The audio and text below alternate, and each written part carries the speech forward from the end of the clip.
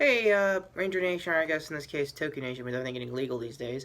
Retrokid reviews are doing a quick, not at all bailing out for future reviews, DC related, coming up later, I think, this weekend. That will be a Red Hood thing for another day. Until then, I just want to do a quick bit of news I just found out. Well, good news first for Kamen Rider Zero One fans. You did get a glimpse of his final form, which I'll leave in the description down below, news-wise. They're calling it Zero Two. I don't know if that's really going to be the name for the final form, but the form itself looks pretty good. It's a great callback, like a lot of past complete forms of the previous, first, appearance of the rider. That's not bad. I have no news with Kamen Ranger.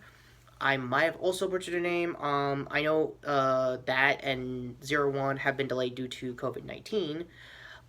So because of that, when they come back, I think this or later next week, I'm gonna try to do a rapid fire for all the episodes I missed. So it'll be a first double Toku review for the channel since I think the start of COVID during the whole lockdown.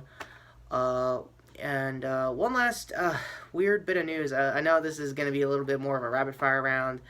I just found out card above of Brandon. I wish I could say your full name. Basically, Tyler's actor from Dino Charge did a bit of a challenge with his figure. So that's mainly where I'm going to leave the news talk of the whole thing. Is it was actually a pretty fun video of him just like trying to outmatch the splits and stuff. Historically, for anyone who wants to know here on the channel, I did do some of his gymnast poses with the figure on my Instagram. So shameless plug down below also. No new news after that, other than, I think The Legend of the White Dragon, whatever the new JDF Power Rangers fan film is actually damn near close to completion when it comes to not only the project itself and funding. If you still want to do last minute fundings, not Instagram, the Kickstarter is also down below. They'll probably have a full video out on Bad of the Sun pretty soon. So yeah, as for Power Rangers actors, I've been keeping up during the quarantine. I guess will be the tone here for the rest of this video. Former Zeo Rangers, Pink and Yellow, forgot both their actor names. So again, IMDb down below. But in this case, they have a channel where they've been going back to a lot of their previous episodes in Zeo. I'm not sure if they've done like the season and a half they did with Turbo just yet. I think they caught up to like I think a doppelganger evil ranger episode. For those who don't know, that's been a trope throughout the Mighty Morphin era.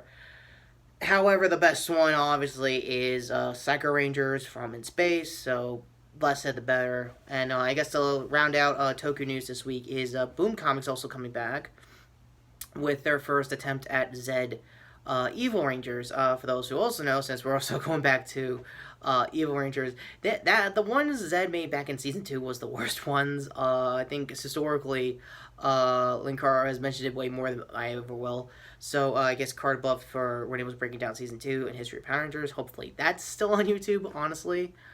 So yeah, I guess also to tie it back, I highly recommend Brandon's video on like just matching himself with his Lightning Collection figure. And yeah, it was actually pretty fun. He was doing the splits, he was doing everything.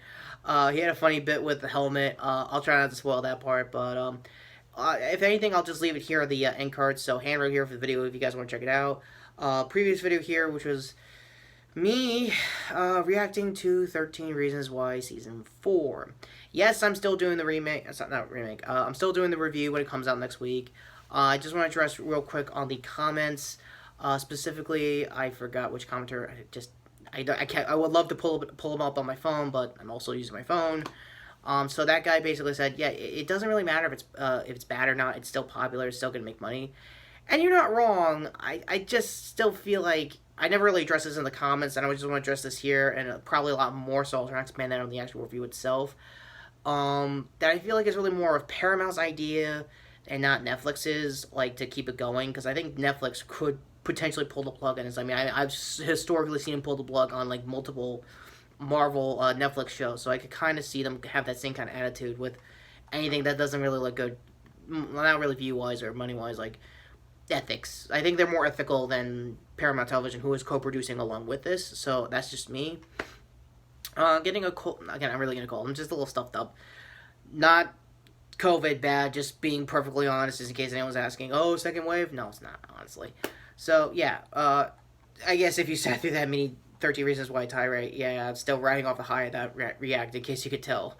Hoodie here for just to sub with the channel, notification bell for future Toku news, and, yeah, that's where we are. I mean, yeah, even Power directors are kind of bored in quarantine.